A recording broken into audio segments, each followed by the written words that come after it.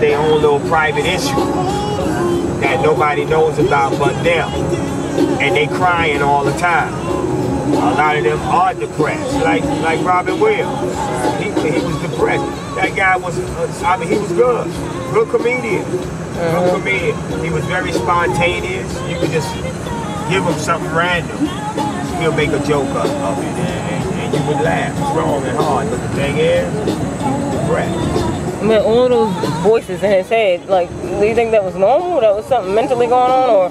Because you know how he would switch his voices up all the time. That was his main way of joking. Yeah, it is comedy, right? Yes. No, I think that was all part of his act. You know, I think it was all part of his act. But apart from that, you got to deal with your own private issues of life. You know, you can make other people laugh, but you can't make yourself laugh. Yeah. You know what I mean? They say that comedians and like artists are the most tortured people in the world. Like that's all they know how to do is make others laugh. They can't laugh themselves. Like, it's crazy. What was the name of that Smokey Robinson song? Yeah, The Tears of a Clown. Tears of a Clown. That's going back to like maybe 60s, early 70s. Yeah, that's you know, that's the hope we have right now. You know, I mean, to get this depression awareness out there because people need to know. You know. Oh yeah, that's a good thing.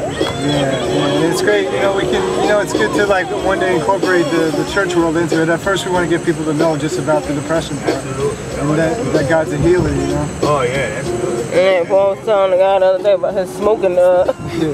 He used to smoke back in the day. You know that, right? Oh yeah, oh, me?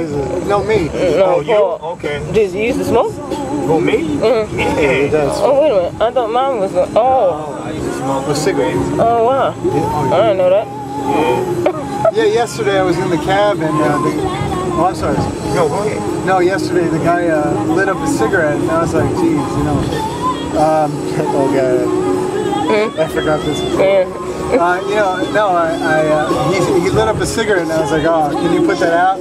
He's like, oh, I'm sorry, I didn't know. I thought you were smoking when you came in the car. I said, oh no, you know, God delivered me. And he said, what does that mean? I said, oh, well, that means that, like, you know, 7 years ago, he completely took the taste out of my mouth. And I was like, you know, I met my wife and she said, if you want to be with me, you can't smoke. And he was like, yeah. And he was like, well, I'm sure she was happy. I was like, she was more happy when God filled me with His Holy Spirit. So he said, what does that mean? I was like, well, that means that I have the Spirit of Christ inside of me. He's like, oh, does that mean that, like, that's how you stop smoking? I said, yeah. He's like, yeah, you know, I tried so hard. I don't even smoke at home. I said, look, God is telling you, you could stop. He said, you could, if you could stop at home. He's like, yeah, I'm at work and all I do is stress out. I said, well, that's that stress demon right there. He said, you know, I said, when you go to smoke at work, just say, I can do all things through Christ. And he said, okay. I was like, you know, when I used to smoke, I try to stop and I would go through the shakes, you know, because I had a fix. And I went cold turkey because years I tried to stop here and there. But once I was filled with His Holy Spirit, I went cold turkey. And every time I wanted to go smoke, I said, nah, God doesn't want me to do this. And I like, you know, at the time, Trina, of course, you know, I said, my girlfriend, I said, I can't do this. I love God too much. And He took the taste out of my mouth. So as the conversation went on, I was like, you know, just remember, I can do all things through Christ. He goes, well, yeah, so can I. So look at God. And then he said something, he looked at me and he goes, you know, it's crazy. He's like, it's going to rain. And he said, but you know what's crazy? That's the wrath of God. I said, okay.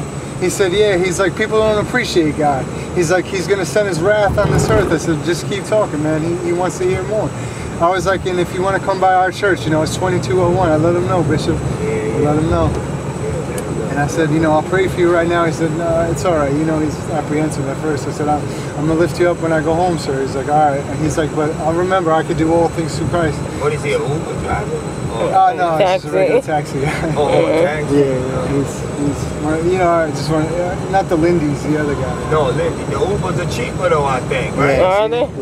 Yeah. I don't know how to get Uber. Do you have to make an account or something with them? I don't know. I think, I don't know how. I just see it on commercial all the time. And a friend of mine uses it when he comes to work. He uses Uber. Work. Same guy come get him all the time. Yeah. Oh, okay. I know they cheaper than the cab. That I do know for sure. Yeah, because that was like a whole $12, right? Just to get down a little block. It felt like it was 50 55, 60. It was cheaper than the